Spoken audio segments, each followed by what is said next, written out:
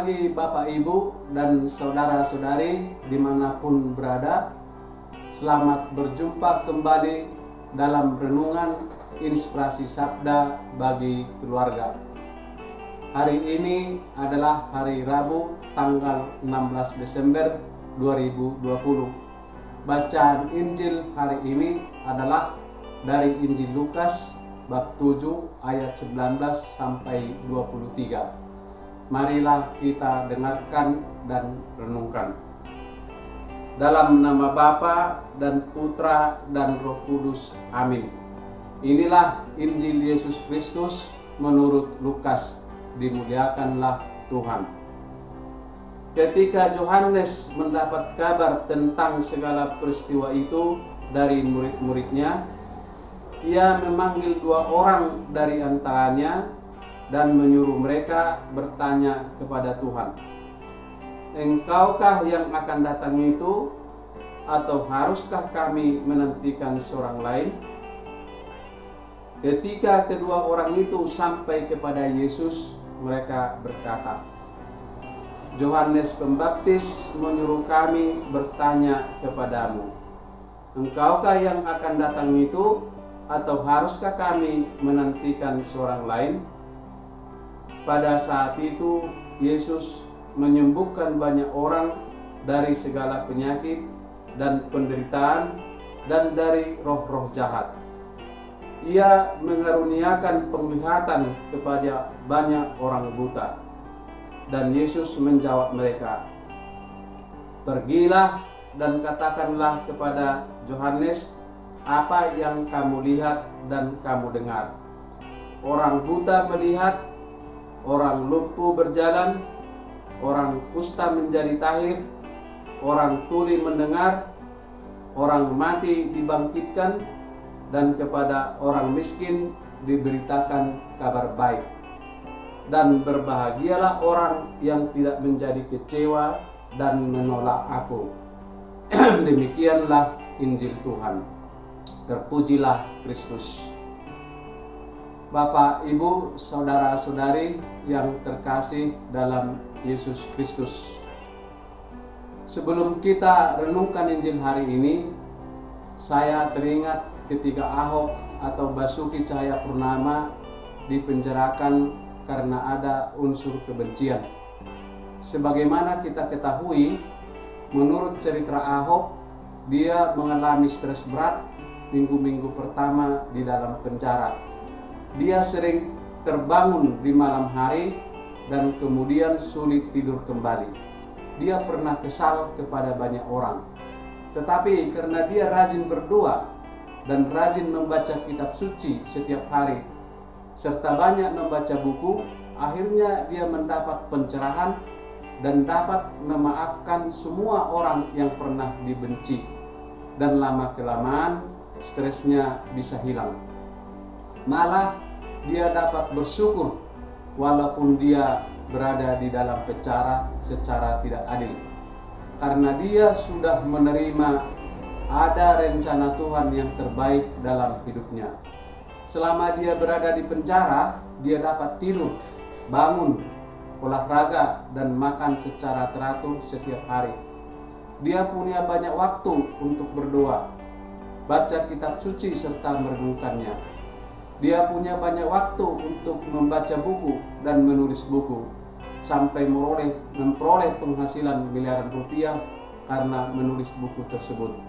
Dia merasa mengikuti pendidikan tinggi setara S2 kurang dari 2 tahun selama berada di penjara.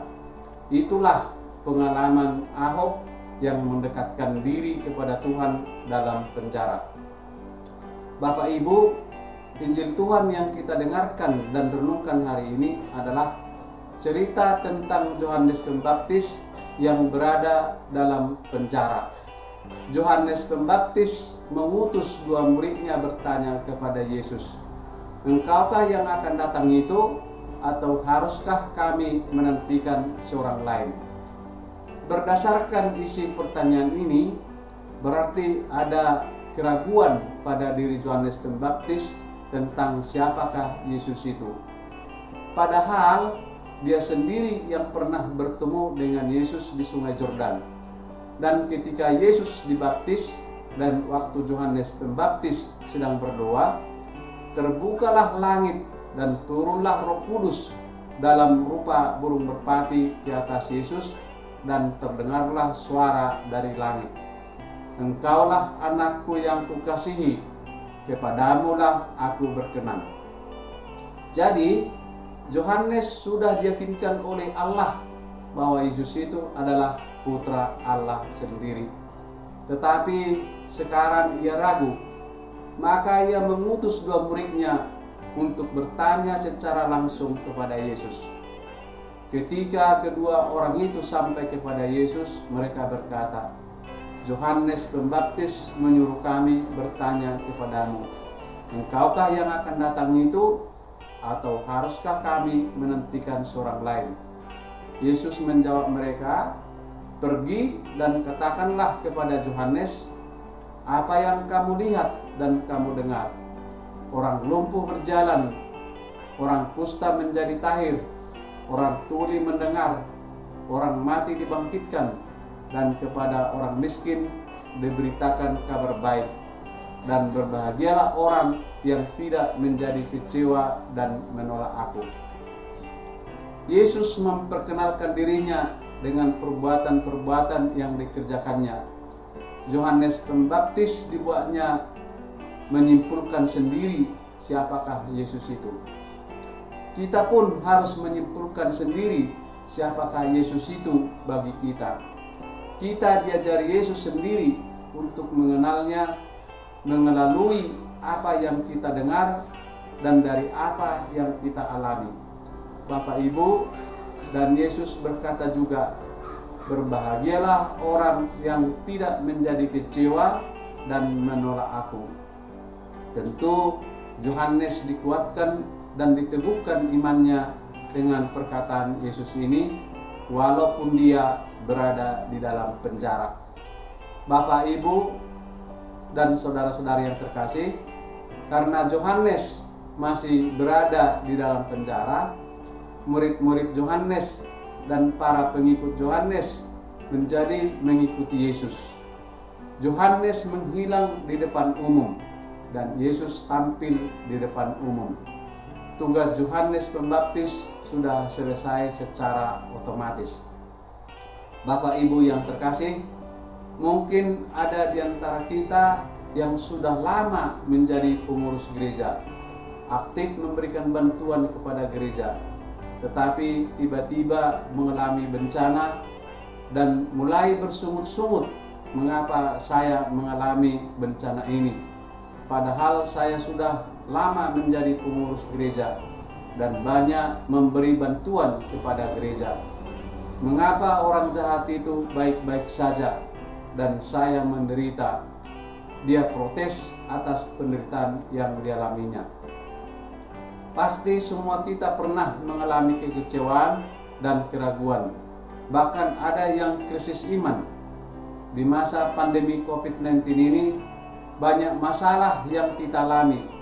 Ada yang di PHK, ada yang dirumahkan, ada yang bisnisnya tutup untuk sementara, dan bahkan ada yang perusahaannya bangkrut, ada yang kena COVID-19, ada yang meninggal kena COVID-19, ada yang kena bencana, dan banyak lagi bentuk penderitaan manusia di masa pandemi COVID-19 ini.